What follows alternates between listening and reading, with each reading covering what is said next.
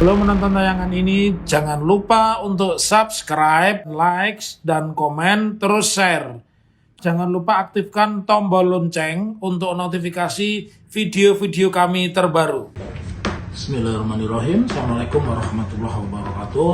Saya ucapkan selamat berpuasa kepada Bapak dan Ibu yang mengikuti channel ini. Hari-hari belakangan ini ada berita menghebohkan dan mungkin hanya terjadi di UNS ya.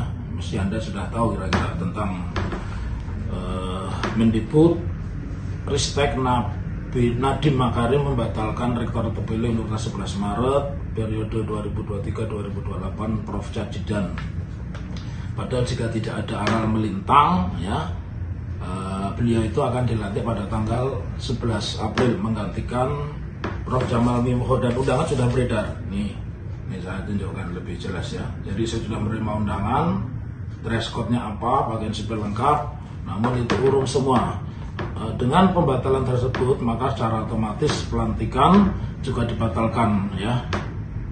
Terus di situ ada Direktur Reputasi Akademik dan Kemahasiswaan UNS Sutanto. Dia mengatakan, saya kurang tahu soal undangan sudah beredar, tapi setahu saya dengan Permendikbud, peraturan menteri itu dengan sendirinya otomatis gugur, tidak berlaku ya, kata Sutanto kepada wartawan di UNS Solo Senin kemarin. Ya, dirinya mengungkapkan dengan adanya pembatalan rektor terpilih dan pembukaan Majelis Wali Amanat, segala kewenangan mengenai kepemimpinan UNS berada di tangan Menteri Pendidikan dan Kebudayaan Ristek ya. Jadi dan kewenangan mengangkat PLT rektor atau pejabat yang ditunjuk, karena di situ banyak pejabatnya, menjadi rektor UNS karena Profesor Jamar akan berakhir pada tanggal 10 April dan menjadi sebenarnya kewenangan Mendikbud Ristek dan Teknologi ya.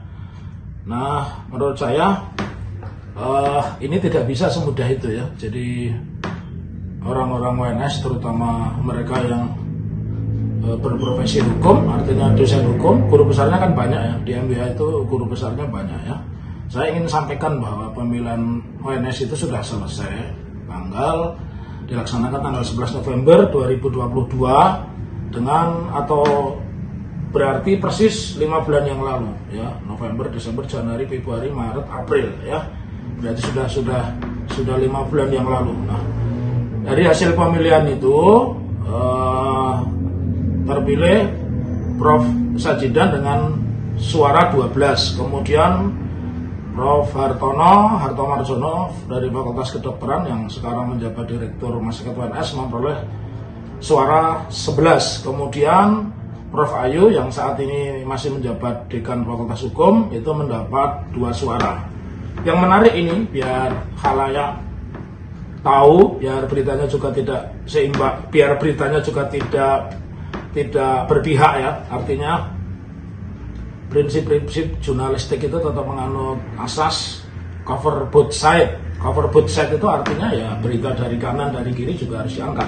Nah, yang menarik pada saat itu Inspektur Jenderal Kemendikbud Ristek Dr. Katarina Mulyana sudah datang dan membubuhkan tanda tangan serta menyatakan sah. Nah, kalau sekarang lewat 5 bulan ya, kemudian ada pembatalan, tentu harus dikritisi ya. Jadi pertama begini,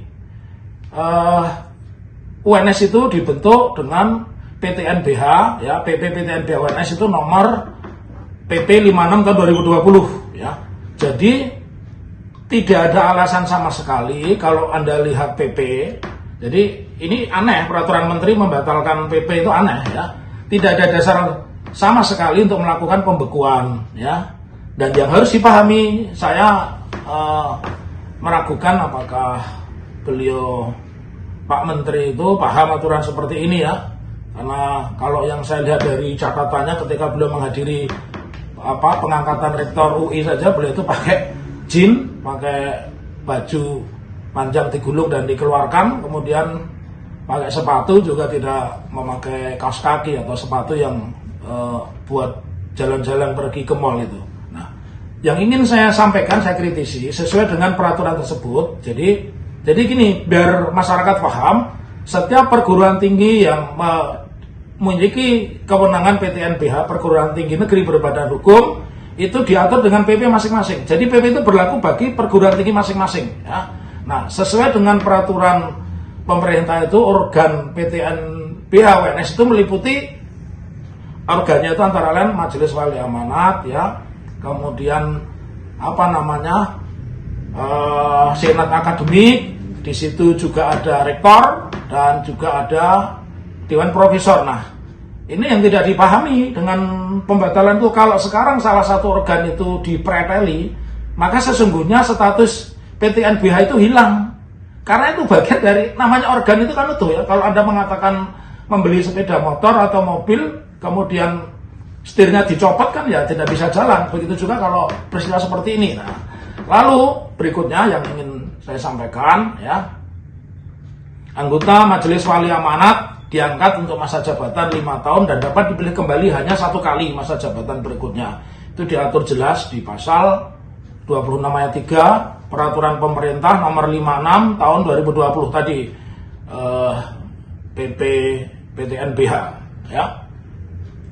Dan secara hukum tidak dikenal di dalam PP itu, peraturan pemerintah ini, pemberhentian anggota Majelis Wali Amanat karena tindakan hukum oleh organ lain atau oleh Menteri Pendidikan, Kebudayaan, Riset dan Teknologi secara sepihak. Jadi tidak bisa seperti ini. Ini tidak ada peristiwa hukum, ya. Karena ada peristiwa hukum pun tidak bisa sepihak diberhentikan oleh Menteri Pendidikan, Kebudayaan, Riset dan Teknologi. Nah, jadi dasar hukum ini jelas tidak kuat. Bagaimana mungkin sebuah peraturan menteri ya bisa mengalahkan peraturan pemerintah? Ini yang saya pahami. Kemudian kalau saya ingin membuat ini seperti analogi ya, ini memang normanya salah ya. Coba Anda baca itu peraturan menteri kok membatalkan pemilihan rektor ya, membatalkan SK rektor, juga membatalkan Majelis Wali Amanat. Nggak ada, itu tidak pernah ditemui seperti itu. Nah, secara norma saja itu sudah salah ya. Jadi kalau saya boleh sampaikan, karena ini sedang musimnya sepak bola, ini ibarat di UNS itu mengadakan kompetisi sepak bola 6 bulan atau 5 bulan yang lalu, tepatnya dilalui dengan verifikasi data, pendaftaran, verifikasi data, kemudian kampanye, dan akhirnya presentasi, ya, visi misi, begitulah istilahnya. Semua aturan panitia dan aturan induk organisasi dipakai. Panitia itu kan yang mengatur tahapan itu ya, tahapan seseorang lolos menjadi calon rektor. Ya. Kemudian peraturan menteri dan peraturan pemerintah dipakai, dan akhirnya ada kompetisi ini menghasilkan seorang juara. Yang menjadi soal, giliran penyerahan piala kejuaraan kepada pemenangnya kan pasti satu, dianggap batal.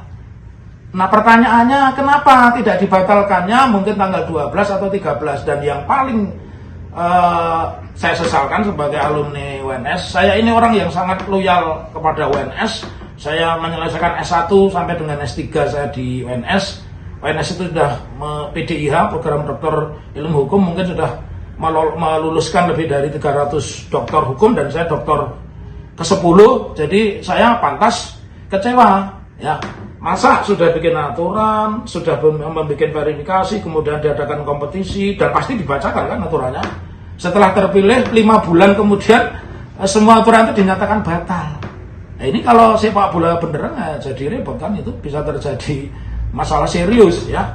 Nah, jadi sekali lagi, kalau salah satu organ dari perguruan tinggi negeri berbadan hukum dengan status PTNBH itu hapus, nah pertanyaannya yang ngurus gaji siapa? Bahkan kalau ada orang mengatakan mengatasnamakan WNS pun salah sekarang ya, karena itu kewenangan sudah bergeser kepada Majelis Wali Amanat. Jadi ini sepertinya sebuah manuver, karena nanti yang berwenang, supaya pemirsa tahu, yang berwenang untuk mengangkat dan memberhentikan rektor, juga dekan dan lain itu adalah Majelis Wali Amanat. Dan mungkin karena Wali Amanat punya kewenangan seperti itu, maka mereka mencarikan manuver, tepatnya lebih tepat politekling ya, dengan saya sesalkan ini. Mungkin se-Indonesia di UNS ini ada rektor terpilih, bukan hanya tidak dilantik, tapi MBA-nya dibekukan, dan yang bekukan tidak paham.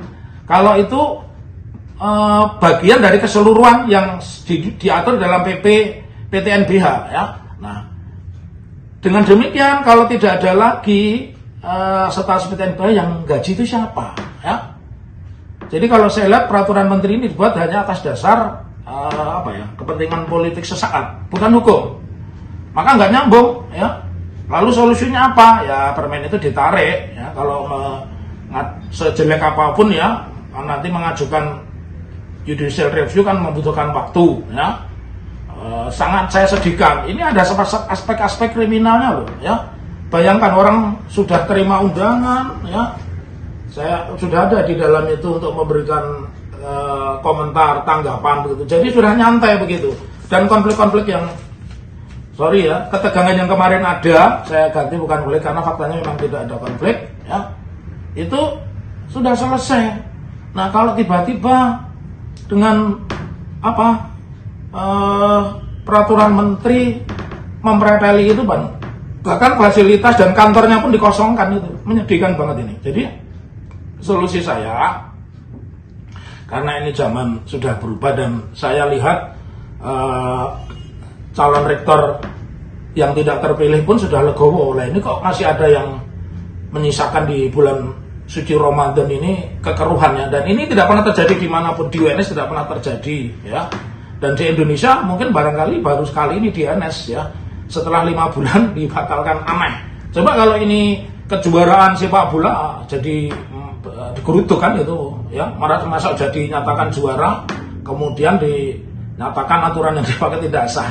Jadi kelihatan kalau ini manuver politik, dan saya yakin karena di MBA atau Majelis Wali Amanat ini banyak guru besar, mereka juga akan merespon lebih halus, lebih terukur, dan mudah-mudahan itu tidak menghilangkan hak Profesor Sajidan. Meskipun saya sebagai kawan beliau juga sedih ya. Jadi saya beberapa kali mendampingi beliau itu kan sedih juga ya. Beliau ini orang yang kalau bahasa Jawanya itu yudun, orang yang lugu, polos, juga bukan orang yang gegap gempita begitu ya, bukan orang yang bertipe flamboyan. Dan saya tidak mau terjebak pada anasir-anasir yang menyatakan ini itu dan sebagainya. Tetapi pasti sebelum beliau terpilih semua orang pernah di tracking, dan saya menjadi narasumber yang di tracking dari Badan Intelijen Negara, dan saya mengatakan semua calon rektor pada saat itu memenuhi syarat, baik itu Prof. Sajidan, Prof. Hartono. Prof. Hartono ini khusus ini teman saya SMA ini ya, SMA 3 Surakarta angkatan 84, kemudian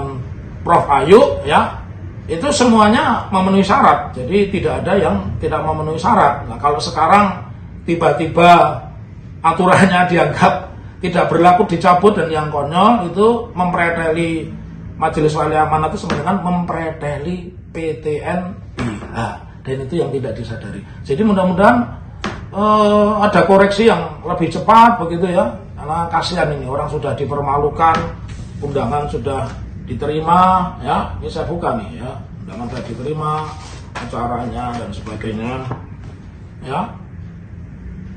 Kemudian juga ada konfirmasi kehadiran, lalu kemudian dibatalkan, itu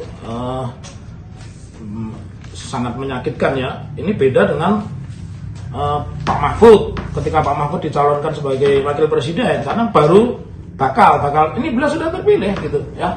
Jadi saya berdoa sebagai alumni UNS yang insya Allah saya tetap komitmen membantu UNS ya. Saya minta Badan Eksekutif Mahasiswa, Ikatan Alumni UNS itu juga menyimak ya, dan mempelajari, kita selesaikan juga dengan cara-cara wong Solo. Demikian yang sedikit ini, mudah-mudahan membawa pencerahan. Lebih dan kurangnya mohon maaf. Wallahul muwaffiq ila aqwamit thoriq. Assalamualaikum warahmatullahi wabarakatuh.